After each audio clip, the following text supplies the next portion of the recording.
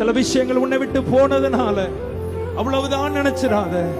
உனக்கான ஒரு புதிய பாதையை அவர் ஆயத்தப்படுத்தி, உனக்கான ஒரு புதிய தரிசனத்தை அவர் ஆயத்தப்படுத்தி, உனக்கான ஒரு புதிய வாசலை அவர் ஆயத்தப்படுத்தி, உனக்கான ஒரு புதிய மனித தயவை அவர் உனக்கு ஆயத்தப்படுத்தி, உன்னை பராமரிக்கும்படி, உன்னை தங்கி இருக்கும்படி, நீ வாழும்படியாய் உனக்கு ஒரு காரியத்தை அவர் ஆயத்தப்படுத்தி வைத்திருக்கிறார்.